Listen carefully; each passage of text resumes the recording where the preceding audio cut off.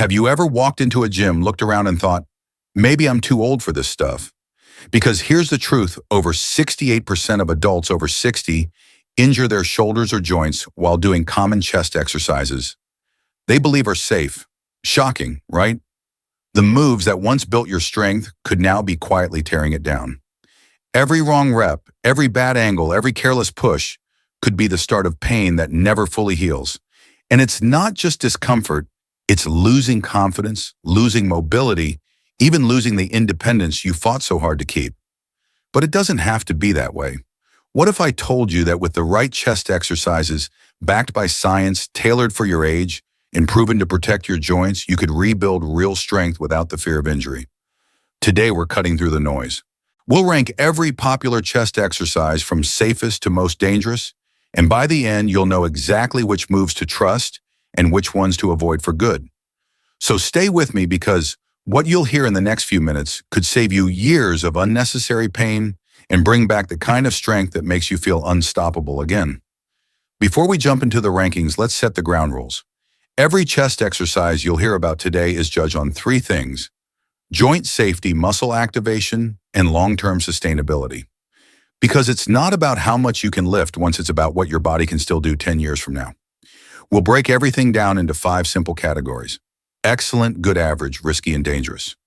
Each level will show you exactly why a move deserves its spot.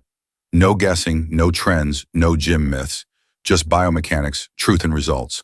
And trust me, some of the exercises people swear by will end up shockingly low on this list. You might even recognize a few you've done this week. So keep listening, because the difference between a great workout and a long-term injury might be just one small movement away. Let's start strong with the exercises that truly deserve the word excellent. These are the movements that give you real chest activation without putting your shoulders through war. They're not about ego, they're about efficiency, safety, and longevity. First up, the incline machine press. This one is a quiet hero for anyone over 60. The motion follows the exact line of your upper chest fibers, creating tension where it should be and keeping pressure off the fragile shoulder joint. Unlike the old barbell press, you're not locked into a path that fights your own anatomy. Here, the machine helps guide you safely through each rep, so you can focus entirely on the squeeze. The result: better muscle activation with far less wear and tear. Slow down the lowering phase, control your breathing, and keep your elbows at about a 45-degree angle. That's the sweet spot. And here's the beauty of it: even on days when your joints feel stiff, you can still train confidently without fear of losing form. Now let's talk about the machine chest fly, the modern version, not the old shoulder killer.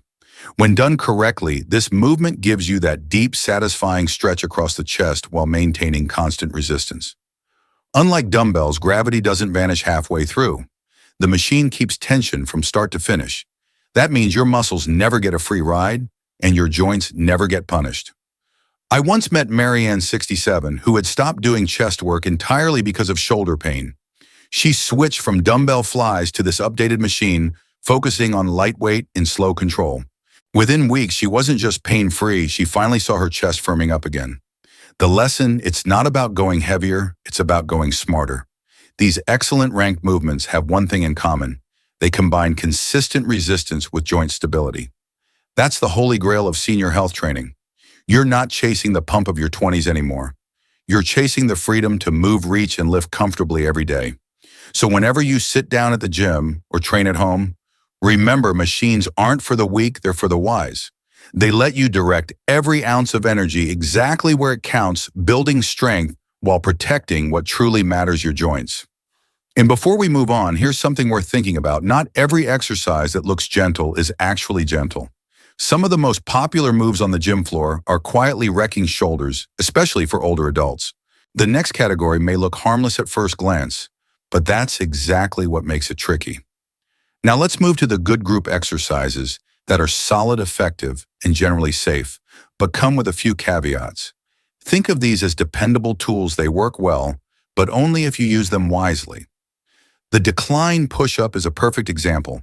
You don't need a fancy gym or heavy equipment, just a sturdy chair, a wall, or even your couch. Elevating your feet slightly increases the load on the lower portion of the chest, an area many older adults tend to overlook. It's bodyweight training at its finest, practical, simple, and surprisingly powerful. For anyone in their 60s or 70s, this move builds more than muscle. It builds confidence. It teaches balance, control, and coordination. Three things that protect you not just in the gym, but in daily life. The trick, however, is progression. Don't jump into a high decline right away. Start low, maybe with your feet on a small step, and only increase height as your strength improves. Slow, controlled reps are where the magic happens. If you ever want to make it tougher, add a backpack with a few pounds or a resistance band, nothing extreme, just enough to keep your body challenged. Remember, the goal here isn't exhaustion, it's steady improvement. Here's a fun truth: many calisthenics athletes, even in their 50s, swear by decline push-ups for a reason. They mimic a natural pressing motion, the kind your body was built to handle, and they teach your muscles to work as a team. No wasted effort, no wasted energy, just pure functional strength. So if you're training at home and can't access a gym machine, this move earns its good ranking proudly. It's safe, simple, and scalable. But as you'll see next, not every average exercise deserves the same confidence. Some are only one wrong angle away from real trouble. Now we reach the average group, the gray zone of chest training. These exercises aren't terrible, but they're not ideal either. They work, yes, but the trade-off between progress and joint health becomes harder to ignore as we age. Let's start with the classic barbell bench press, the so-called king of chest exercises. For decades, it's been a badge of strength.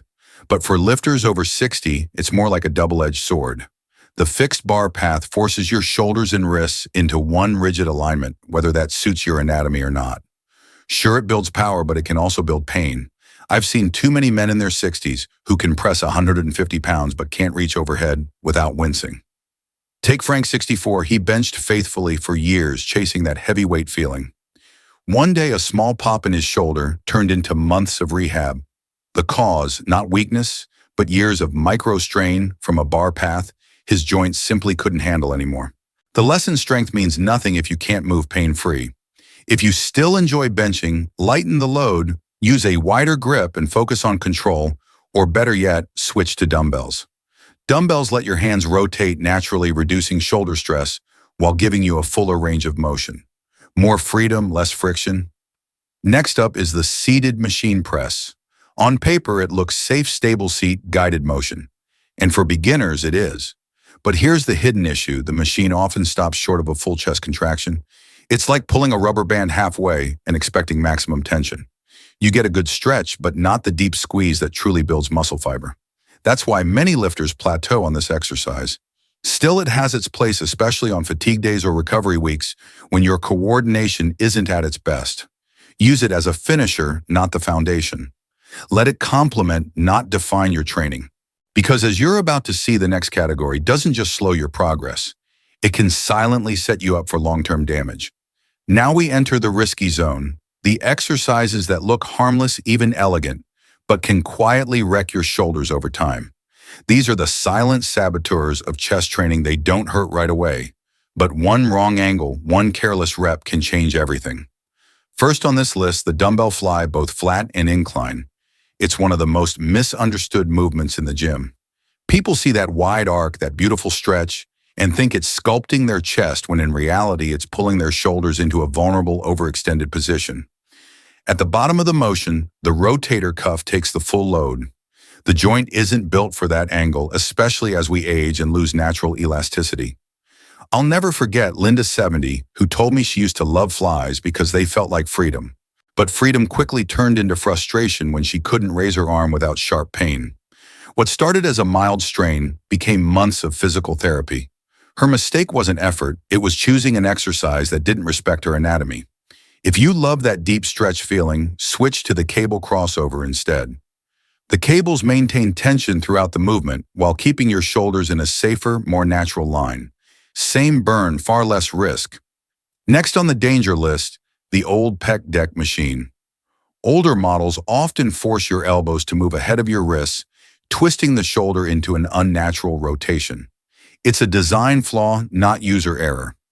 This combination of abduction and external rotation is one of the worst mechanics for joint health. You might not feel pain today, but repetition compounds damage quietly, and when it finally hits, it's too late. Overuse injuries are silent until they're not. So if your gym still has one of those outdated machines, skip it. Modern versions have adjusted their arm paths to respect shoulder biomechanics. If you don't see that design, don't take the risk. There are safer, smarter ways to train.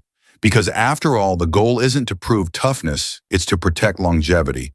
And now that you've seen the danger zone, let's turn to what actually works best for rebuilding strength safely. After seeing what to avoid, let's talk about what actually works, the smart alternatives that keep your chest strong and your joints happy. These moves respect the natural mechanics of the body, letting you train safely long past 60. First up is the cable crossover, a timeless favorite for a reason. The cables create constant tension through the entire range of motion, so your chest never gets to rest mid-rep.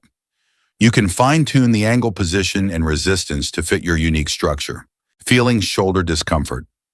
Simply adjust the height or hand path until the movement feels smooth again. That kind of flexibility is priceless as we age. Another brilliant option is the resistance band chest press. Bands allow you to control resistance dynamically. They're light on the joints, but still challenge the muscles deeply. You can anchor them to a door or post, making them perfect for home workouts. Every push strengthens your chest arms and even your core without the harsh compression that comes from heavy weights. It's safe, simple, and effective, exactly what senior health training should be. And don't underestimate the floor press. Using dumbbells while lying on the floor limits the range of motion just enough to protect your shoulders, yet still gives you that satisfying chest contraction. It's the sweet spot between power and protection. These smart alternatives all share one truth: they prioritize joint-friendly progress over reckless intensity. Because building strength after 60 isn't about proving you can lift the most, it's about making sure you can lift for life. So whether you train at home in a park or at your local gym, remember, the smartest exercise is the one you can still do pain-free a decade from now. And as you'll soon see, protecting your chest is only part of the story. Your lower body plays an even bigger role in how young you actually feel. At the end of the day, it's not about chasing your old personal records or trying to lift like you did at 30. It's about moving without fear, training with purpose, and living with strength that lasts. The kind of strength that lets you carry groceries, play with your grandkids, or push yourself up from the floor with ease. That's real power.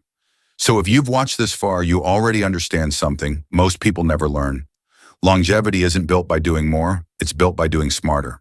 The best chest exercises are the ones that protect your shoulders, respect your body, and help you stay consistent year after year.